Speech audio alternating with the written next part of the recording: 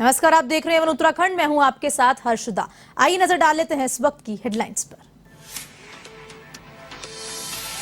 मुख्यमंत्री पुष्कर सिंह धामी की अध्यक्षता में प्रदेश मंत्रिमंडल की बैठक। 26 महत्वपूर्ण फैसलों पर किया गया मंथन। सतपाल महाराज, गणेश जोशी, प्रेमचंद अग्रवाल, सौरभ बहुगुणा, धन सिंह रावत, चंदन राम दास रहे मौजूद।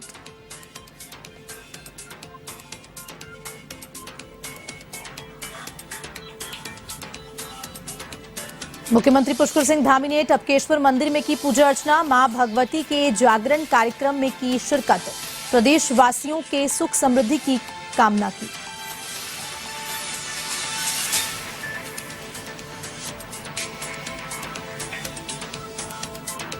कालाढूंगी विधायक बंशीधर भगत एक बार फिर सुर्खियों में। विवादित बयान सोशल मीडिया पर वायरल। देवी देवताओं को लेकर दिया था बयान, अब विपक्ष के निशाने पर भगत।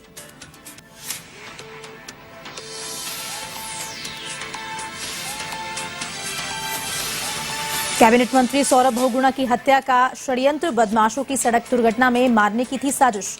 मामले में पुलिस ने 4 आरोपियों को किया गिरफ्तार।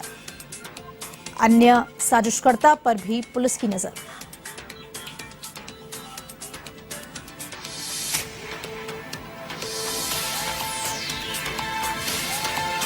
उत्तराखंड में मूसलाधार बारिश का कहर। कुमाऊं में 120 सड़कों पर यातायात ठप। तो बारिश के बाद अब पड़ने वाली बर्फबारी की मार। अगले 24 घंटे के भीतर हल्की से मध्यम बर्फबारी की संभावना।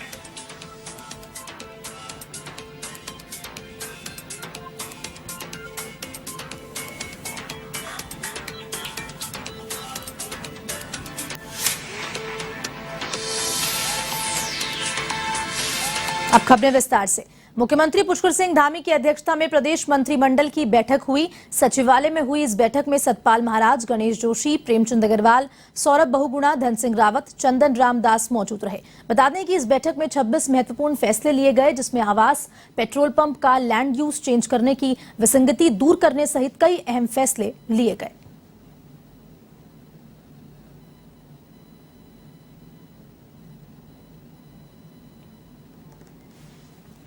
बता दें कि सीएम धामी की अध्यक्षता में मंत्रिमंडल की आज बैठक हुई। 11 बजे ये बैठक हुई सचिवालय में। धामी मंत्रिमंडल की बैठक, जिसमें कई 26 महत्वपूर्ण विषयों पर फैसले लिए गए हैं। सीएम धामी की अध्यक्षता में ये मंत्रिमंडल की बैठक का आयोजन किया गया। सचिवालय में हुई ये बैठक और धामी मंत्रिमंडल की बैठक में कई महत्वपूर्ण मुद्दों पर चर्चा भी हुई और कई फैसले भी लिए गए।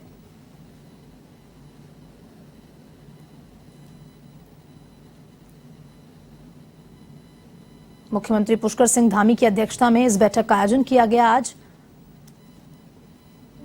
बैठक में 26 महत्वपूर्ण फैसले लिए गए।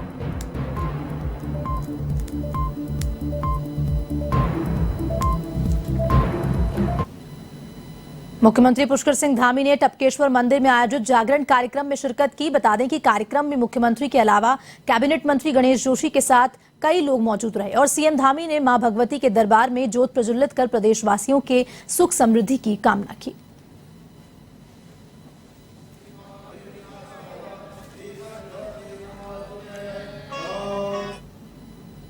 पूर्व मुख्यमंत्री त्रिवेंद्र सिंह रावत ने यूकेएसएससी पर बड़ा बयान दिया है। उन्होंने कहा कि उत्तराखंड अधीनस्थ सेवा चयन आयोग यानी कि यूकेएसएससी को बयान की मंशा सही नहीं थी।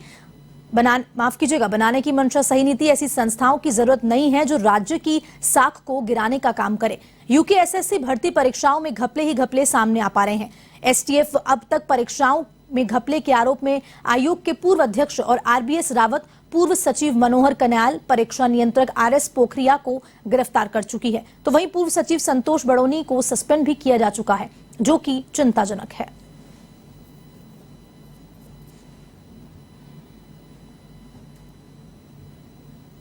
मैंने शुरू में भी कहा था कि जो यूके SSSC है, इसकी नीयत ही खराब, इसको बनाने के पीछे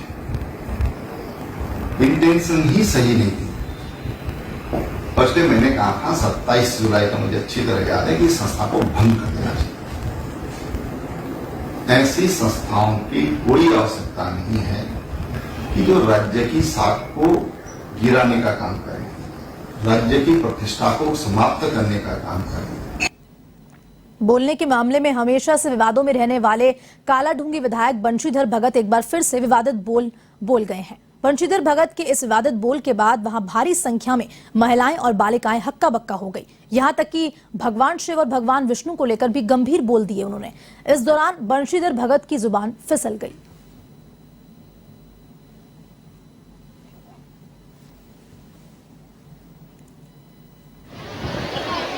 भगवान ने तक आपका पक्ष किया है। विद्या मांग आज बालिकाओं के लिए अंतर्राष्ट्रीय दिवस हम बना रहे हैं। वैसे तो एक बात मैं बताऊं, अभी डॉक्टर साहब जी ने बहुत विस्तार से कहा और उन्होंने ये भी कहा बाद में कि लड़कों के लिए बाद में बताएंगे। अब लड़कों के लिए तो रोजी साहब ने बाद में बताया, देवता ने तक वैसे किया। भगवान ने तक आपका पक्ष किया है। विद्या मांगो तो सरस्वती को पटाओ, बल मांगो शक्ति मांगो तो दुर्गा को पटाओ। यानी दोनों को, महिलाओं को विद्या भी उनसे मांगो, बल भी उनसे मांगो और धन मांगो तो लक्ष्मी को बताओ। आदमी के पास है क्या? एक शिव जी है, वो पहाड़ में पड़े हुए हैं, लंबे कपड़े को पहने, ऊपर से सिर में सांप रखा हुआ है, गंगा जी और बर्फा से ठंडे में घूम रहे हैं। बीजेपी के पूर्व अध्यक्ष और वर्तमान विधायक बंशीधर भगत की ओर से देवी देवताओं को लेकर दिए गए बयान के बाद विपक्ष के निशाने पर आ चुके हैं। कांग्रेस की प्रवक्ता गरिमा दसौनी ने भगत के बयान की कड़े शब्दों में निंदा की है। साथ ही भाजपा नेताओं से मांग की है कि अपने विधायक के बयान का संज्ञान लेकर उन पर कार्यवाही करें, क्योंकि उन्होंने सनातन धर्म के देवी देवताओं का मंच से मजाक उड़ाने का काम किया है। कल हल्द्वानी में अंतर्राष्ट्रीय बालिका दिवस के उपलक्ष्य में आयोजित एक कार्यक्रम में जिस तरह से उत्तराखंड भाजपा के पूर्व अध्यक्ष और वर्तमान में विधायक बंशीधर भगत के द्वारा हिंदू सनातन धर्म और देवी देवताओं का अपमान किया गया, वो अक्षम्य है। मैं उनके शब्दों को दोहराना भी नहीं चाहती, क्योंकि जिनकी हम पूजा करते हैं, जो हमारे लिए पूजनीय हैं, श्रद्धेय हैं, ऐसे देवी देवताओं के लिए जितने निचले दर्जे के शब्द उन्होंने इस्तेमाल किए, वो अपने आप में बहुत बड़ा अपमान हिंदू धर्म का है, हमारे देवी देवताओं का है। और मुझे लगता है कि इसका संज्ञान हाईकमान को लेना चाहिए, क्योंकि कहीं ना कहीं आपने हम सब की भावनाओं को आहत किया है। जो हिंदू धर्म में जिनकी आस्था है, हमारे देवी देवताओं में जिनकी आस्था है, उन सब की भावनाओं को चोटिल करने का काम अपने वक्तव्य से, अपने भाषणों से बंशीधर भगत ने किया है। और ये कोई पहली बार नहीं है कि इस तरह की बदजुबानी उन्होंने की हो। पौड़ी बस हादसे के बाद परिवहन विभाग सतर्क हो गया है। बता दें कि एआरटीओ सुनील शर्मा की माने तो यह हादसा दुखद है, लेकिन अब उनके द्वारा सभी जगह टीमें नियुक्त कर दी गई हैं जो वाहनों पर दृष्टि बनाए हुए हैं, और जो भी वाहन ओवरलोडिंग करते हुए पाया गया तो उस पर आईपीसी के तहत मुकदमा दर्ज करो और उसका लाइसेंस के साथ साथ परमिट भी निरस्त कर दिया जाएगा।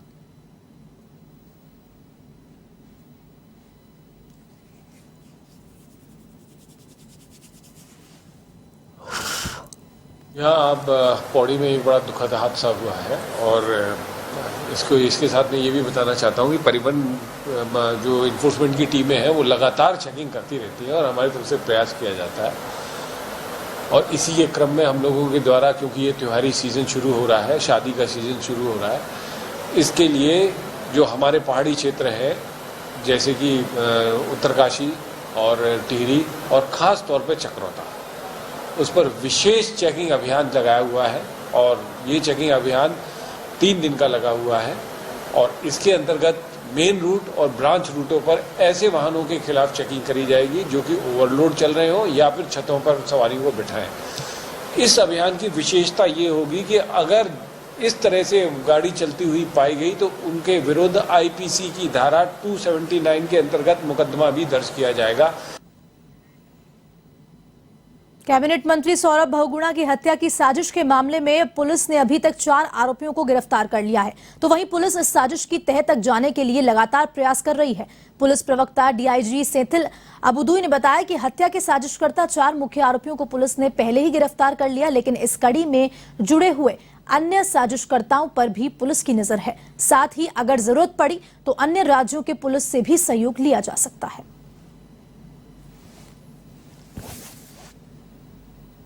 इसमें जो है तुरंत मुकदमा कायम करके जो है मामला गंभीर है, मुकदमा कायम हो गया। 4 लोग जो मेन साजिश करता है उनको हमने गिरफ्तार कर लिया है, बाकी पूछताछ चल रही है। और जो भी इसमें और कोई लोग इन्वॉल्व है तो उनको भी जो है हम जरूर कठोर से कठोर कार्रवाई हम इसमें करेंगे।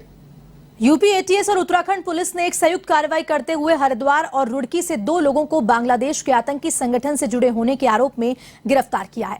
ये लोग देश भर में गजवाए हिंद के उद्देश्य को बढ़ावा देने के लिए कट्टरपंथी विचारधारा वाले लोगों को जोड़ने का प्रयास कर रहे थे और चंदे के माध्यम से फंड भी इकट्ठा कर रहे थे। एसटीएफ के डीआईजी की सैथिल अबुदुई ने बताया कि यूपी एटीएस ने हमसे इस मामले में उत्तराखंड पुलिस को कोऑर्डिनेशन के लिए कहा। इसके बाद हमने समन्वय बनाया, जिसके बाद एटीएस ने 2 लोगों को गिरफ्तार कर लिया है।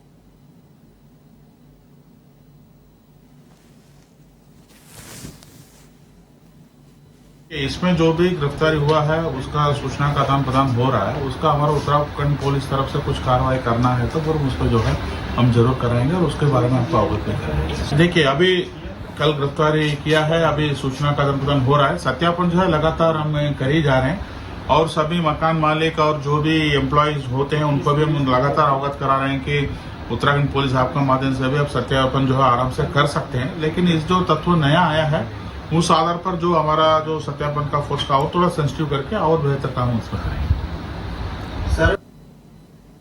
लक्सर पुलिस ने पेशी के दौरान फरार हुए कैदी को गिरफ्तार कर लिया है। नरोजपुर अंडरपास से आरोपी गिरफ्तारी की गई है और गिरफ्तार आरोपी का नाम मधु है, जो कि लक्सर कोतवाली क्षेत्र के ही मुत्कानाबाद गांव का निवासी बताया जा रहा है। पुलिस ने आरोपी के खिलाफ संबंधित धाराओं में मुकदमा दर्ज कर न्यायालय के सामने पेश कर दिया है।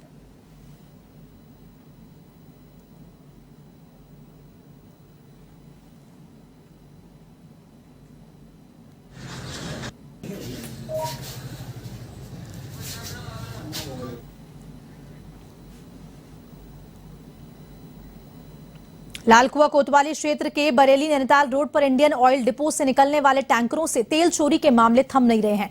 वहीं बढ़ती कीमतों के कारण डिपो से निकलने वाले टैंकरों से तेल चोरी कर जमकर कालाबाजारी की जा रही है। वहीं पुलिस ने हल्दूचौड़ स्थित शिवालिकपुरम के पास बने एक गोदाम से 2 लोगों को टैंकर से तेल चोरी करते हुए गिरफ्तार किया है। पुलिस ने मौके से एक टैंकर पकड़ा जिसमें 11,000 लीटर डीजल बरामद हुआ। इसके अलावा पुलिस ने 25-25 लीटर के 2 गोल जरिकेन डीजल के भी बरामद किए हैं।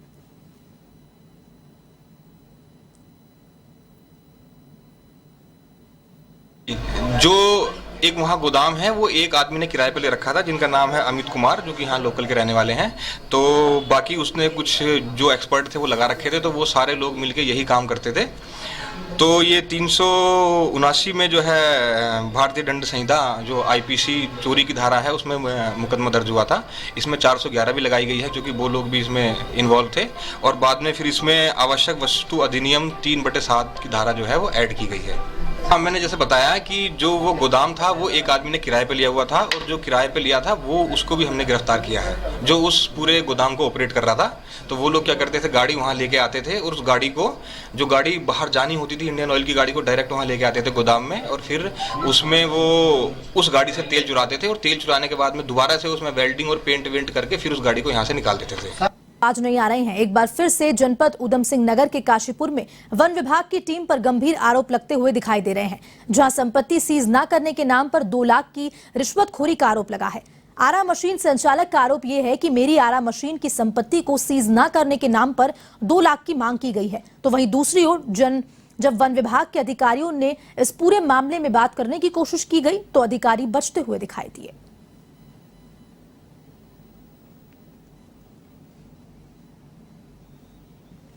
जी साहब आए थे, मेन गेट पकड़ा था हमारे, तो मेरे पास फोन गया, बोले ऐसे साहब यहाँ पे जी साहब आए थे, अरे मशीन का ताला खोला। जब मैं आया मशीन में, मैंने ताला खोला तो उन्होंने क्या बोला मशीन कैसे चले, मैंने साहब मशीन नहीं चले, मशीन हमारी सीज हुई हुई। तो बोले ऐसा मशीन उखाड़ेंगे हम। और सर मशीन में सुबह को 11 बजे तक लो, आपके यहाँ रेंज ऑफिस में भेज दूंगा। बोले नहीं फिर इसकी प्रॉपर्टी सीज करो। फिर सर आप जो प्रॉपर्टी सीज करो, फिर ऐसा करो थोड़ी देर, मुझे आधे घंटे का या 15-20 मिनट का तुम मुझे टाइम दो, मैं चाय भी लाता हूँ, मैं खुलवा देता हूँ सर। फिर मैंने मशीन में खुलवा के गाड़ी में उनके साथ उनकी रखवा दी मैंने। उसके बाद फिर मुझसे कहता है अब इसकी प्रॉपर्टी सीज करो। जैसे हम लोगों को ये परेशान कर रहे हैं हमारी जो मशीन है हमारे भतीजे की साड़ी की, उसके अंदर कुछ मिला नहीं। मशीन ऑलरेडी 2 साल पहले इन्होंने सीज कर दी थी। उस समय भी इन्होंने हमसे पैसे की मांग करी। हम गरीब आदमी पैसे इनको कहाँ से दें? एक गट्टू काटना है काम, ठीक हो क्या? अब ये जो हमारी संपत्ति भी सीज कर रहे हैं। टनकपुर में लगातार 4 दिनों तक कहर बरपा रही भारी बारिश इस बार किसानों के लिए आफत साबित होती नजर आ रही है। भारी बारिश से किसानों को भारी नुकसान भी हुआ है। बता दें कि ग्रामीण किसानों ने कहा है कि सारे त्योहार नजदीक आ रहे हैं और ऐसे में भारी बारिश के चलते हमारी धान की सारी फसलों की बर्बादी एक चिंता का विषय बना हुआ है। वहीं किसानों ने प्रशासन से गुहार लगाते हुए जल्द से जल्द मुआवजा दिए जाने की बात कही। हाल ही में लगभग 5-6 दिनों से जो लगातार बारिश चल रही है, उसकी वजह से कई जगहों पे जल भराव हुआ है और धान की खड़ी फसल और कटी हुई जो फसल है उसे काफ़ी नुकसान हुआ है। इसको देखते हुए हमारे द्वारा जो हमारा रेवेन्यू का जो स्टाफ है और कृषि विभाग के द्वारा संयुक्त निरीक्षण पूरे गांव में शीघ्र किया जाएगा और जो भी उसमें आपदा मानकों के तहत जो मुआवजा दिया जाना है वो सरकार के द्वारा दिया जाएगा। हम छिनीगोट में रहते हैं, छिनीगोट ग्राम में रहते हैं और हमने जो है ये खेती बटाई में की हुई है और ये 8 बीघा है। तो हमने धान सारे काटे हुए थे तो बारिश के कारण जो है हमारी सारी खेती भीग गई है। लगभग 30 से 50 हज़ार के बीच में नुकसान हो गया है। यहाँ हमारा 8 बीघा में धान थे जी, उसमें हमारे बारिश से बहुत नुकसान हो गया है। यहाँ पे खड़ी फसल का नुकसान हुआ है, कटी फसल का नुकसान हुआ है हमारा। सर हम सरकार से ये करेंगे हमें थोड़ी आर्थिक सहायता मिल जाए और क्या करें हम इसमें। सर ज़्यादा नहीं है, हम गरीब आदमी हैं, हमें 8 से 10 हज़ार का नुकसान, 12 हज़ार का नुकसान, इससे ज़्यादा कुछ नुकसान नहीं था हमारा। बागेश्वर जनपद में विगत 5 दिनों में हुई लगातार मूसलाधार बारिश से किसानों को भारी नुकसान उठाना पड़ा है, तो वहीं दूसरी ओर जनजीवन भी अस्त व्यस्त होता दिख रहा है। भारी बारिश से नदियां अक्टूबर माह में भी प्रचंड प्रवाह में आ गई है और धान व दालों की फसल खेतों में पूरी तरह से बर्बाद हो गई है। वहीं खेत तालाब में तब्दील हो गए हैं और जिले में जगह जगह सड़कों में जल भराव और मलबा आने से मोटर मार्ग बाधित हो रहे हैं।